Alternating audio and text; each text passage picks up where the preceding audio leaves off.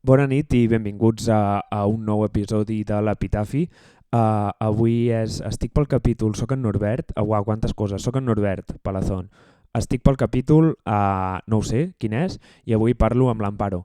Està guai perquè l'Amparo és una persona que jo no coneixia gaire fora o sigui, no, bueno, una persona la coneixes o no la coneixes, no és que no la conec fora de casa seu, no, o sigui, la conec igualment. No, amb l'Amparo no ens coneixíem gaire perquè és col·lega de la Mariona, de fet les dues formen part del grup de ties, l'Amparo és la baixista, la Mariona és la bateria, i la Mariona em va dir, has de parlar amb l'Amparo, que està molt guai, no sé què, i efectivament la Mariona no s'equivocava, perquè mai s'equivoca, i res, estic molt content d'haver tingut aquesta conversa amb ella. L'únic que hi ha un problema, si això ho veieu en vídeo, que no ho sé, pues, si ho escolteu, cap problema, podeu saltar-vos això. Si ho veieu en vídeo em sap greu perquè el vídeo està una mica desenfocat, vale? Perquè jo vaig sol als llocs, planto la càmera, com que no ens coneixíem gaire amb l'Amparo, estava com una mica nerviós i com la il·luminació, que si no sé què, que si els micros, que si no sé quantos, i de cop era com que jo estava una mica agobiat i no em vaig... perquè les vistes estava guapo i l'espai estava guapo i em sap greu que no es vegi bé.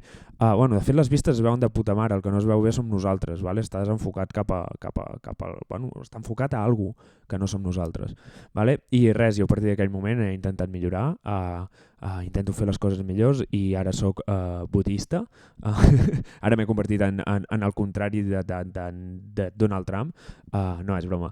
Segueixo sent la mateixa persona de sempre, no he canviat, vale? Al contrari de... Bueno, canviat que enfoco.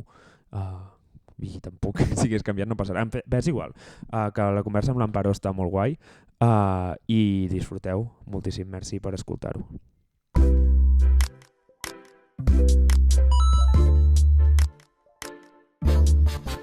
I això, i crec que realment nosaltres som molt més aprensius en aquest sentit de que ens està apretant molt la vida i ens arriben molt abans les crisis que potser abans simplement no et plantejaves les coses, no? Sí, bueno, no ho sí. sé, desconec, no per No, però penso una mica el mateix, no? Els meus pares, probablement la meva crisi de les 30, ells la van tenir quan els seus fills ja eren a la universitat i com van dir què faig de la meva vida, quins són els meus interessos artístics i bueno, en general, i crec que a la nostra generació és una mica a la inversa, no?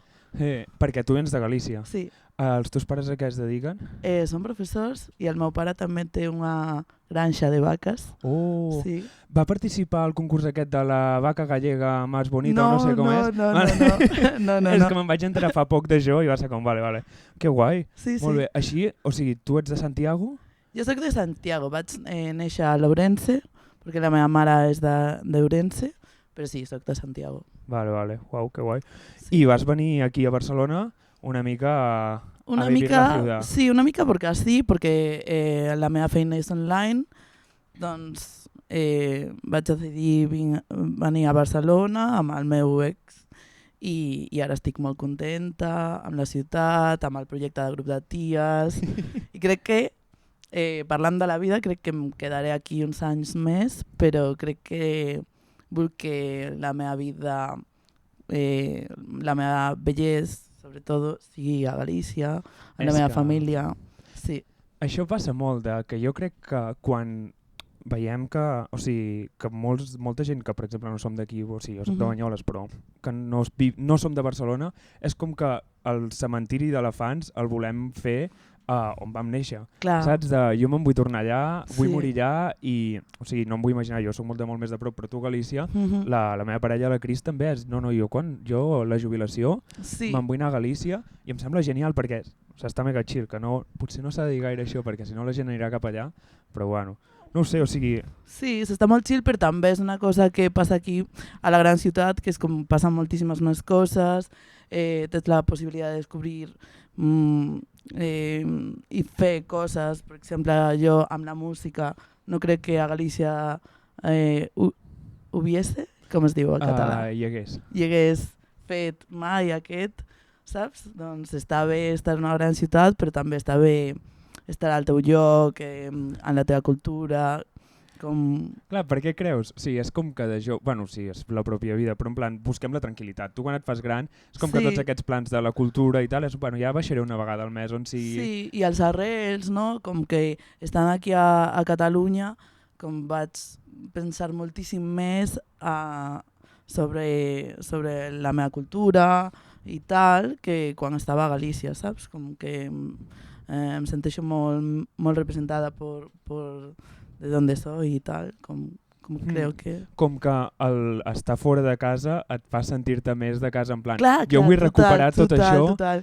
Sí, això jo crec que passa molt, o sigui, ara, bueno, sí, jo poso un peu a Madrid i és com, això a Catalunya no passa, és igual, on sigui, és com, no, què és esto? Tants cotxes pel carrer, aquí els diumenges a Barcelona pacifiquen els carrers grans, és com, esto no està bien, com que de cop quan surts fora et tornes més de casa. Clar, sí, total. El viatjar cura el feixisme que diuen al revés, és com, no, jo si me'n vaig a fora sóc més català que mai. Total, és una passada. Sí, però no ho sé, en relació a això també crec que, no sé si t'ha passat, que també quan vas és com, joder, o sigui, el perdre la teva cultura, perdre, entre cometes, és com, vull recuperar això, o sigui, potser coses que si m'hagués quedat allà no valoraria tant, o no tal, de cop vinc aquí i dic, bueno, estava guai, o sigui, i amb el català i el gallec, per exemple, crec que el gallec també es tracta molt diferent a Galícia del que es tracta el català aquí. No ho sé, ara ets la portaveu de Galícia, suposo? No. Però sí, tota la raó, saps? Com la vostra relació amb la llengua i tal, com va fer com, uau, vull que la gent que ve a Galícia parli el gallec, com vosaltres feu a l'esforç per això, crec que em dona com una mica d'enveja. No sé com es diu a català. Enveja però... no... No, però enveja sana, saps? Com un aprendizaje. No, i amb grup de ties vau començar ara farà un any, dos, bueno, no, més. Farà 2 anys que van començar Toques el baix? Toca el baix, sí. Persona Soc la baixista i som dues guitarres més i la Mariona, que és la bateria. I com et va donar per la música, així ja preguntes? Bueno, jo toco el violín des de que tinc 8 anys. Tocava al conservatori. Fins als 8 anys. Fins als 8 anys, no? Des de que nací. No, però des de los 8 anys. I com vaig anar al conservatori, m'agradava molt, però al final com que lo acabé aborreciendo, porque al conservatorio es una mica una obligación y una movida complexa para una adolescencia qualquera. Doncs tocava el violín, ho vaig deixar, però sempre vaig ser com una persona molt melòmana. I la Betty em va dir, fem un grup. I jo vaig dir, por supuesto, aquí estoy, aprendo a tocar el bajo. Que guai, perquè jo crec que això també, com passa molt amb l'adolescència o aquestes coses de quan t'obliguen a fer una cosa, és com, no, i després de gran penses, però sí, m'agradava fer-ho. No, total, i com era una mica difícil perquè era molt de temps, de les tardes, quan tots els amics estaven ahí fent botellón, jo estava al puto conservatorio, però ara mateix... Tocant violín triste. Clar, violín Bach, saps? O sigui, coses molt difícils, un professor molt estricte, tal, però ara mateix com tot l'aprendizaje i tal, com lo valoro muchísimo, està guai. I perquè tu mentre estaves com al conservatori i tot això, què escoltaves? O sigui, rarament escoltes coses de Bach amb 14 anys. Total. Era com que aquesta no és la música que escolto ni que escoltaria, ni mai l'he escoltat molt després. Jo escoltava molts cantautores, m'agradava molt Pablo Milanés, no sé si coneix. Desconec. Bueno, guapísimo. Como que era una chica un poco polla vieja a nivel gusto musical. Y los Dire Straits también me gustaban mucho. Sí. Eres mi padre, bàsicament. Sí, total. I ara mateix com ha avançat això? Ara entenc que ja no ets tan polla vieja. No soc tan polla vieja, m'agrada molt el techno, tal, les moderneces, Oclu és la meva artista preferida d'aquest any. Referències. A Barcelona t'ha convertit en una moderna de Gràcia. Total, tinc una mesa de DJ, de fet, no? És com ja està. el passo. La crisi dels 30 dona a diverses bandes. tinc un col·lega que ara s'ha posat amb la taula de DJ, tinc un altre que l'altre dia va aparèixer amb un dron i penso, no, Clar. per on em sortirà aquí? Sí, l'escalada, potser. L'escalada, bueno, no ho sé, bueno, igual la meva crisi dels 30 és això, és preguntar-li a la gent per la seva mort. Total. Res. Quin t'agradaria que fos el teu epitafi? Bueno, vaig estar pensant en això perquè, clar, com la primera cosa que se me va venir a la cabeza és com mai em posaria un epitafi perquè em sembla com una cosa com molt d'ego, tal, no sé què, i además com una cosa que em defineix molt com a persona és que em costa moltíssim prendre decisions. Vale.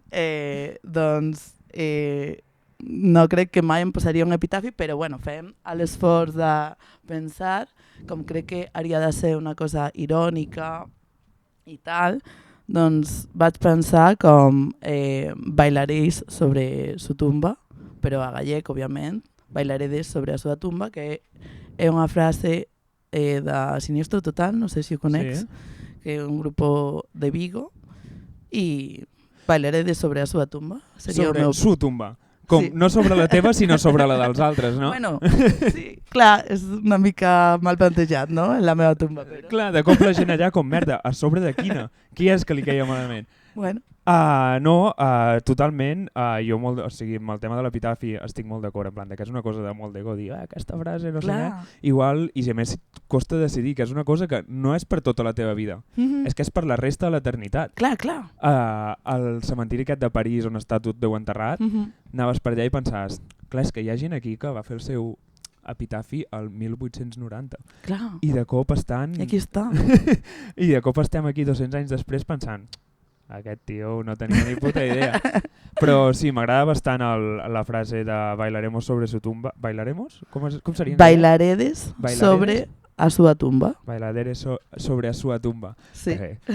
I perquè, sí, crec que es relaciona molt també, o sigui, com a la mort, com una celebració, en plan, hi ha molta gent que és com des del punt de vista trist, de això és un final, això és no sé què, o com a valoració de la seva vida, i crec que el fet de que sigui com, bueno, el ballar sobre la tumba o sobre el que vulguis dir, és com, aquí hi ha vida, o sigui, aquí on hi ha això al terra, hi ha vida per sobre i això segueix i seguim tots, està bastant guapo. Sí, clar, com que no m'agradaria que fos una cosa com trista o així, perquè m'agradaria que la meva mort fos una cosa com de... Ok, és una cosa que tenia que passar, com tots... Ja ho sabíeu. Clar, no. O sea, tothom ha de morir, no? I bueno, pues, m'agradaria que el record de la meva vida fos bo. No? Que ballessin qualsevol cosa? Sí, hi hauria alguna cosa que poguessin ballar que tu diries ni en mi tumba? No. Well, no sé. El vals de l'obrero, saps, de cop? No, sí, no. Qualsevol música, sí. Però, bueno, pues... No, en veritat, qualsevol cosa que voleu fer a sobre de la meva tumba, ho podeu fer, no? Mentre no em desenterreu i em feu tornar a viure... O si voleu, fer-ho. Doncs a mi, una vez morta... No hi ha cap estil musical que diguis, no, això, esto no compro.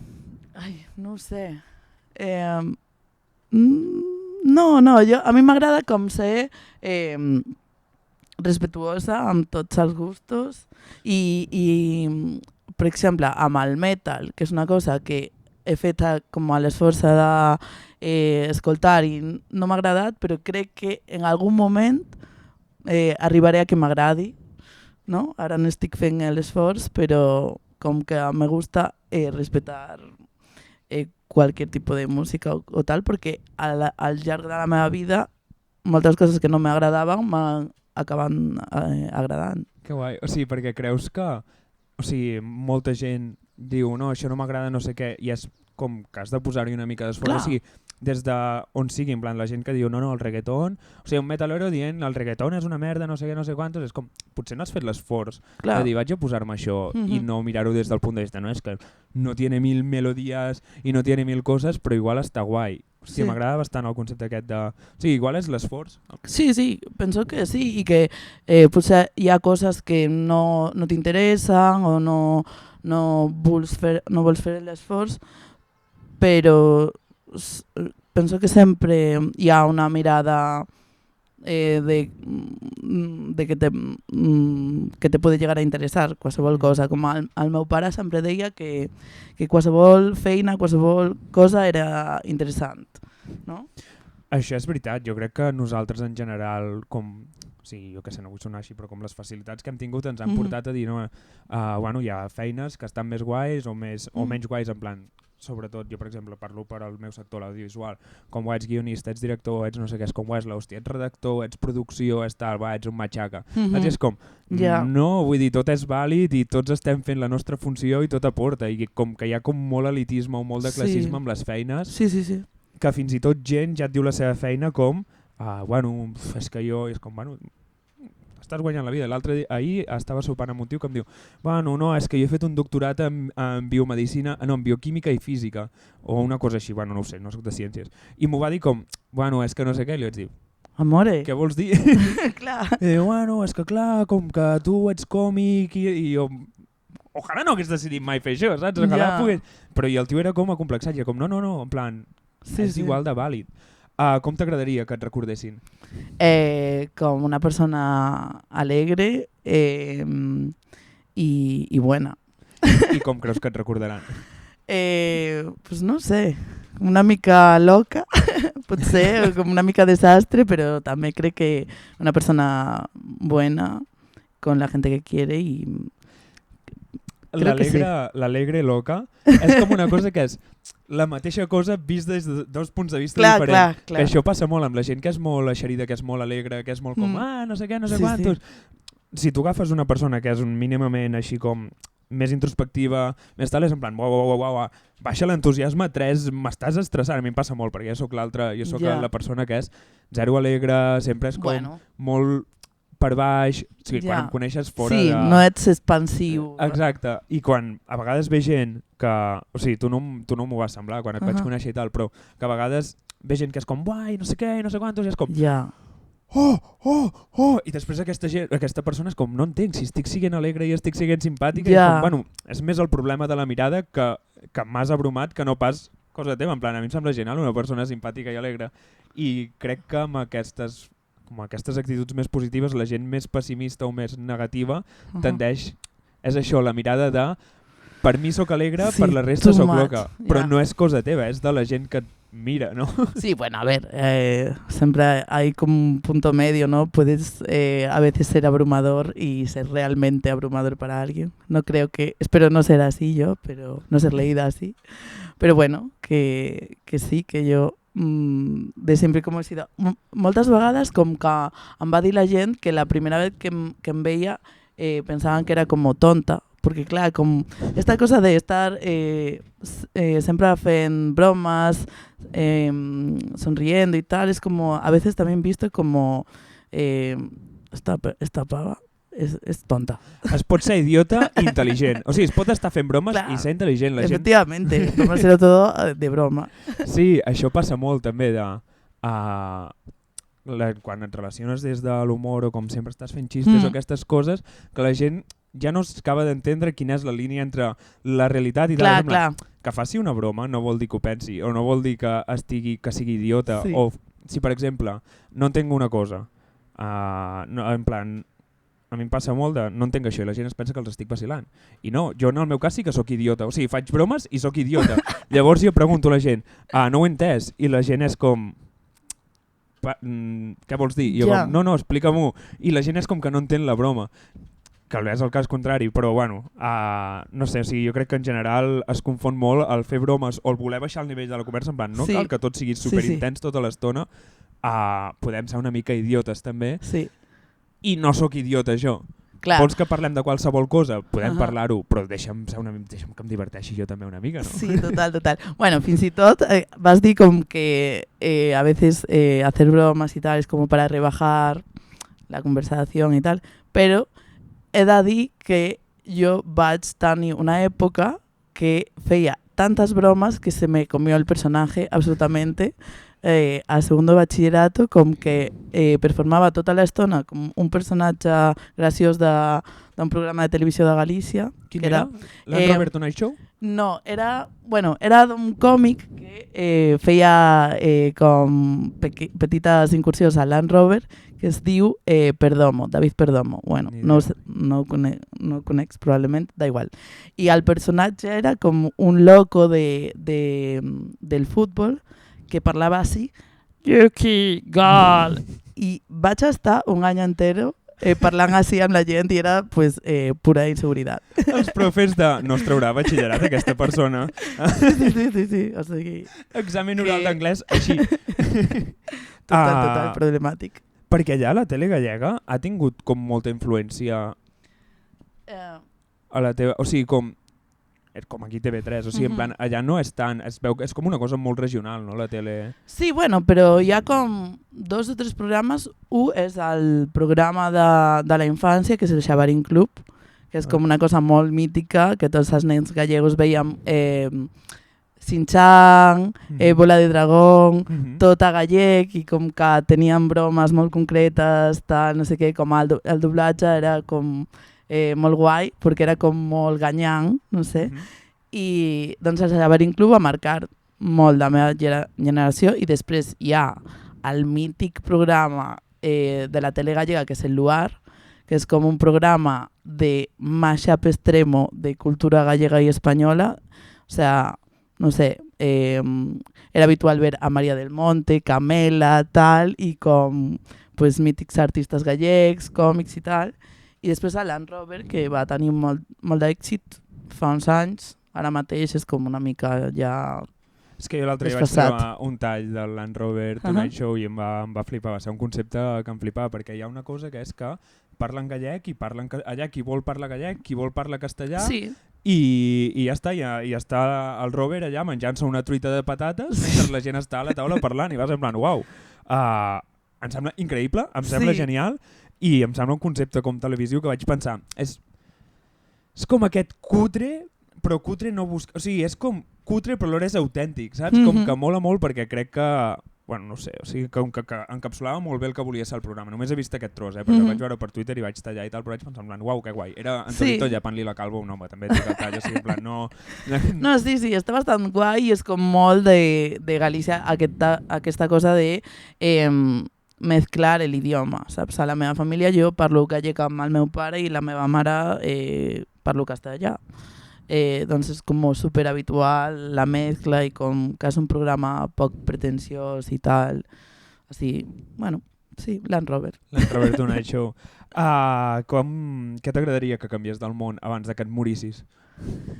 Pues m'agradaria que no hubiese tanta diferencia entre clases, básicamente. O sea, que la riqueza se repartiese, que se expropiase todo y la riqueza se repartiese. I què estàs fent per aconseguir-ho, perquè això passi? Pues la verdad que poca cosa. Pensar en això i enfadar-me. Està bé, perquè d'aquí surten coses. I alguna cosa que estigui a les teves mans, que diguis, això puc... Bueno, consumir com de forma més conscient, saps?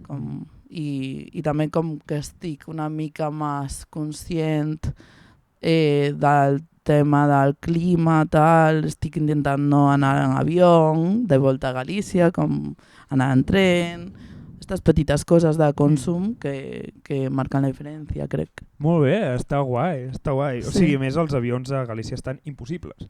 Sí, però el tren també. I ha de passar per Madrid. S'ha de passar per Madrid. Això jo... Problema. Però que a més estaria molt més guapo un tren que fes tot el nord. És que hi ha un tren que fa tot el nord, però Renfe posa que són 12 hores, però jo vaig anar un cop i van ser 16 hores. Doncs és com una locura. Sense parar.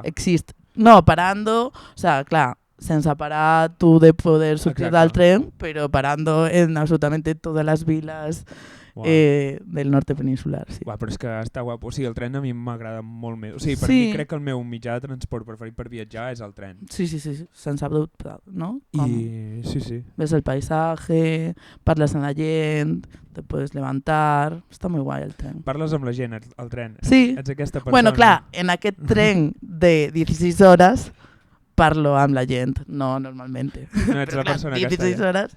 Perdona, que la gent és com tu estàs amb els auriculars i No, la gent no. parla... No. Vale. No. És que jo soc un borde, ja ho he dit. Tenim les dues cares de la moneda No, aquí. però jo també soc introvertida, o sea, a mi no m'agrada, em dona por que algú que se me sienta al lado sea el conversador porque voy con mi... Tenir la conversa, t'agrada ser tu la persona que inicia la conversa? Sí, però puede ser. Està bé, doncs merci per venir, això ha sigut tot. Merci a tu, un plaer. No, a tu. O sigui, a tu per estar aquí. A tu, coño. No.